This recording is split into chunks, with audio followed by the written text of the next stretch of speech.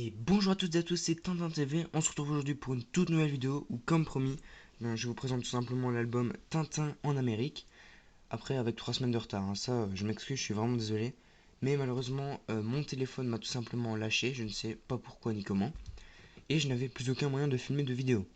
Alors c'est pour ça que donc je fais cette vidéo parce que j'ai trouvé une caméra, voilà. Une caméra que j'avais depuis 7 ans environ et je me suis rappelé hier. Et je me suis dit que ce serait peut-être intéressant de faire une vidéo avec ça pour voir si ça va bien quoi. Donc la qualité sonore et visuelle ne sera pas incroyable, mais je pense que ça ferait l'affaire pour vous présenter cet album. Alors, on va commencer. Donc dans cette vidéo, il y aura 3 parties. En premier, il y aura la présentation des couvertures de Tintin en Amérique ainsi que l'année. Et puis après, en deuxième partie, on aura la présentation de cet album. Et en troisième partie, on aura comment dire, on va regarder un peu l'évolution du dessin NRG par rapport à cet album-ci et c'est Tintin en Amérique de 1900 des éditions. Enfin, ça a été fait dans les années 1970, je pense, dans ces années-là. Et voilà, c'est pour voir l'évolution du dessin. Et après, on va regarder au niveau de la qualité de l'album si elle est la même que Tintin au pays des Soviets, un album de 2017 en couleur. Alors, on va commencer tout de suite par la vidéo. Enfin, par la première partie, pardon. Donc voilà, bon, voilà. Je ne sais pas faire de montage, enfin pour l'instant, donc j'espère vraiment y arriver un jour. C'est pour ça que j'ai fait cette feuille en photocopie pour regarder un peu, pour voir comment les couvertures ont évolué, pardon. Comme ça, au moins vous le verrez. La prochaine fois, j'espère que je saurai faire un montage. Donc voilà, donc ça, c'est les albums principaux, enfin les couvertures principales des aventures de Tintin en Amérique. Donc avant ces couvertures-là, ça a été publié dans le Petit 20e, Tintin en Amérique, en noir et blanc, du 3 septembre 1931 au 20 octobre 1932. Donc voilà. Et puis après, en 1932, a été publié cet album, Tintin en Amérique, donc édité par le Petit 20e. Donc voilà, ça c'est un album de 1932. Ensuite, le deuxième album de 1935, 3 ans après, 120 pages en noir et blanc. Donc tous ces albums que vous pouvez voir ici euh, ont 120 pages en noir et blanc. C'est juste l'année et les couvertures qui sont différentes. Ici on peut voir une petite différence, c'est que là au premier on a Reporter du Petit 20e et au deuxième on n'en a pas. Et après là on peut voir les éditions du Petit 20e. Bon, vous ne le voyez pas malheureusement avec cette mauvaise qualité, je suis vraiment désolé. Et là après on a édition Casterman Paris Tournée. Donc c'est à partir du deuxième album de Tintin en Amérique que Casterman a commencé à éditer tous ses albums Tintin. Ensuite, le troisième album date de 1937 avec un changement de couverture cette fois-ci. Une très très belle couverture, hein. On peut déjà remarquer une très grande évolution. Bon, malheureusement, vous ne voyez pas très bien la tête de Tintin, c'est dommage. On peut voir ici en jaune et Tintin en Amérique. Ici, le titre en mauve. Ensuite, le quatrième dessin date de 1940. Voilà, alors le cinquième dessin date de 1941. Alors ici on peut encore voir une petite différence. Les aventures de Tintin, ici on ne le voit pas. Et là on peut voir ici la couverture qui est un peu plus pâle que la précédente. Ensuite la suivante et la dernière ici pour l'instant, elle date de 1942. Donc 10 ans après le premier album. Avec une couverture beaucoup plus détaillée que les autres. Voilà. Avec Tintin en Amérique. Donc ça c'est celle que on connaît tous à un détail près. C'est dans le titre. Donc on peut voir ici. Donc ça c'est mon album à moi. On peut voir sur celle de 1942 ici les aventures de Tintin. Puis après on a Tintin en Amérique. Et là on a les aventures de Tintin. Et là on a Tintin en plus gros. Voilà, donc ça c'était la petite différence avec RG.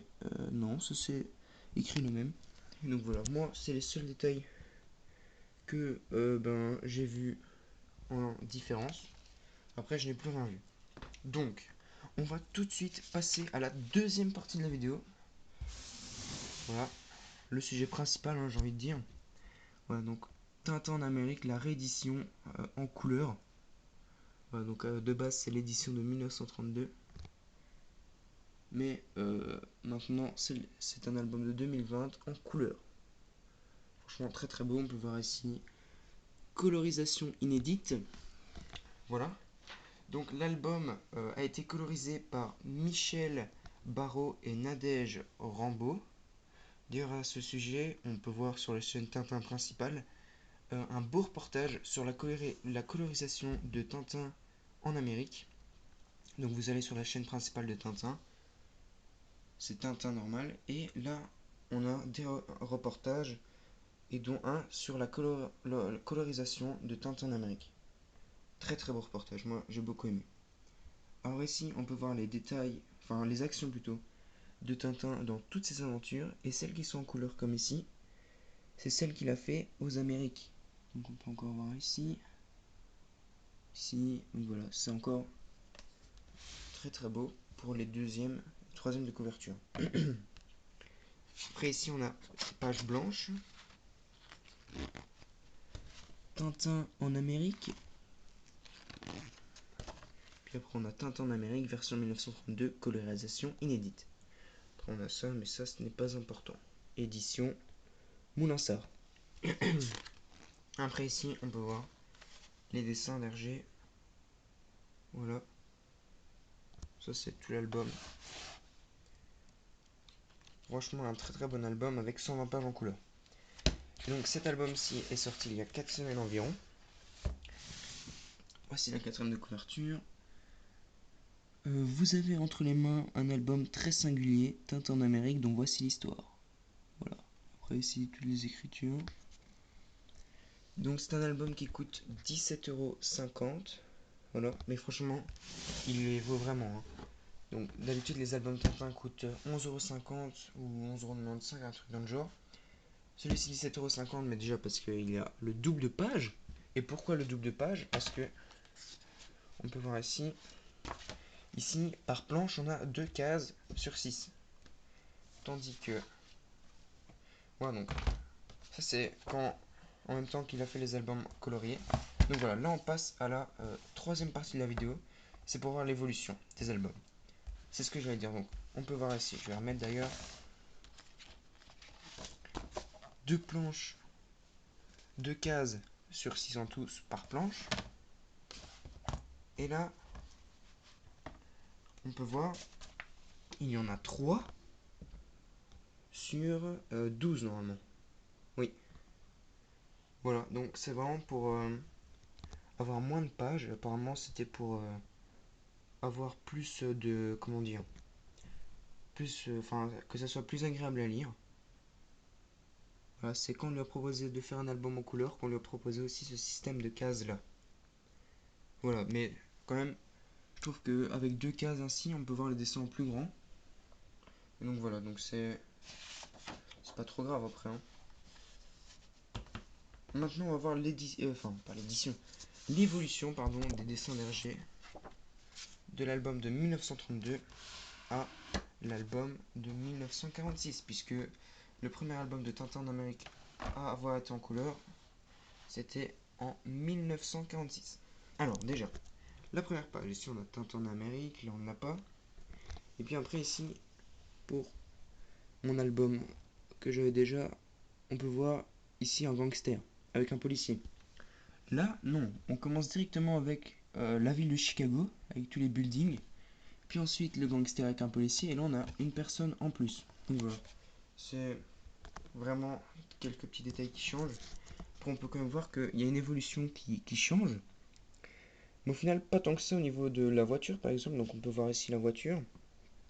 Et ben, elle ne change pas vraiment, à part qu'elle est un peu plus grande, vu que c'est un système de 2 cases comme je vous l'ai dit. Mais sinon, elle ne change pas vraiment. Donc on peut voir. Moi je pense que l'évolution la plus grande et plus flagrante, c'est les personnages. Donc ici on peut voir Tintin qui descend du train. Regardez encore, c'est différent ici, avec sa casquette, mais on peut voir que Hergé a vraiment retravaillé ses personnages. Ils sont vraiment plus réalistes, j'ai envie de dire. Voilà.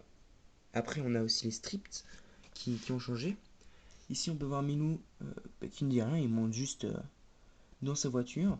Et ici après, on peut voir on est poli à Chicago. Donc voilà.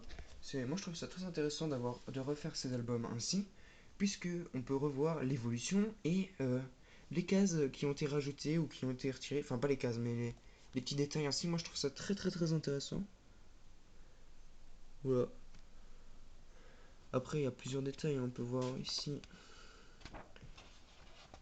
Alors, ici on a Al Capone.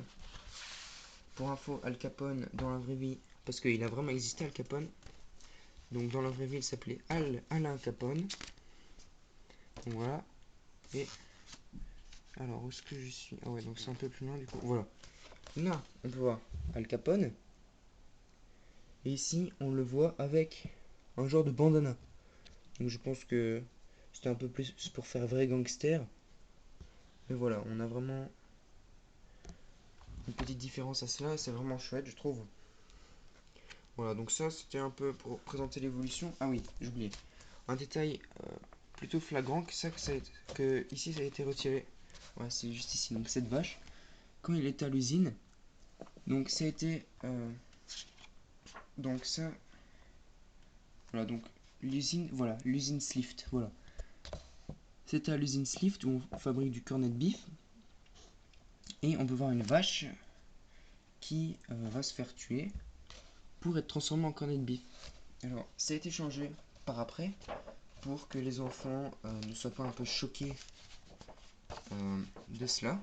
Donc on peut voir, non c'est ici, voilà, donc ici on a la vache tout simplement. Donc dans la version de 1932 on peut voir une vache avec tout un système exprès pour la tuer. On peut penser que ce genre de clou va percer le crâne de la vache pour la tuer. Et puis après ici on voit cornet de beef et donc c'est adapté pour ne pas choquer les enfants. Donc ici on voit juste la vache et puis après on voit que c'est transformé en cornet de beef. D'ailleurs ici je viens de remarquer, là sur le cornet de beef on ne voit rien, tandis que ici on voit, enfin vous ne voyez pas bien malheureusement, cornet de beef. Donc voilà, ça c'était le dernier détail que j'avais à vous présenter. Alors maintenant, la dernière petite chose, je vais refermer ça, on va comparer cet album-ci, Tintin au Pays d'Essai, je vais faire ça. Voilà, enfin ça va pas trop changer. Voilà, c'est pour pas qu'il y ait un retour de luminosité. Donc on peut voir les deux albums. Alors il y en a eu trois versions colorisées des albums, donc trois rééditions. Tintin au Pays des Soviets, Tintin au Congo, que je n'ai pas, enfin je l'ai mais je vais vous expliquer tout de suite, et Tintin en Amérique. Alors il faut savoir que Tintin au Congo, eh bien, tout simplement, c'est une version numérique qu'il existe seulement. Je pense que dans un pack Tintin au Congo qu'on peut acheter sur la boutique Tintin, je pense que là on peut avoir des versions colorisées, mais en album tel qu'ici, ça n'existe pas. Alors, la version qui existe, c'est numériquement, qu'on peut acheter si vous allez sur Play Store ou App Store. Vous tapez Tintin, normalement vous avez l'application, pas Tintin Match 3, hein, l'autre application Tintin, et comment dire, bien là vous l'installez et vous pouvez acheter les albums mais uniquement numériquement. Alors il coûte moins cher, il coûte 6,99€ je pense, et le Tintin au Congo numérique coûte 7,99€, et ça je l'avais acheté quand même. Alors, là franchement il y a vraiment une plus grosse qualité, hein. Le, le genre de papier, je ne sais pas, enfin en tout cas la couverture est différente. La matière, vous pouvez voir même ici, c'est plus brillant, tout comme celle-ci. On peut voir que c'est quand même brillant. Tandis que celle de Tintin en Amérique n'est pas brillante du tout. Donc c'est une autre matière, mais franchement très agréable. Moi d'ailleurs, je préfère cette matière-là que celle-ci. Moi, je la trouve beaucoup plus agréable. C'est exactement le même pour les pages. Donc voilà, les pages, je ne m'y connais pas en matière de papier, mais les pages, on dirait qu'elles sont plus accrochantes sur le Tintin en Amérique, et moi je trouve ça plus agréable. Voilà. Donc, la vidéo se termine. Alors, j'espère vraiment que cette vidéo vous ait plu. Donc, n'hésitez pas à vous abonner et à liker, ça me ferait extrêmement plaisir. Je vais tourner une vidéo de présentation d'un autre livre. Je le prends juste ici. Voilà. RG Tintin les Américains. Je vais vous le présenter. je vous le présenterai dans la prochaine vidéo. Alors n'hésitez pas à vous abonner, à liker, ça me ferait très plaisir, ça m'aiderait beaucoup, ça me soutiendrait énormément. Voilà, donc n'hésitez pas à partager cette vidéo aussi. Et alors moi je vous dis ciao.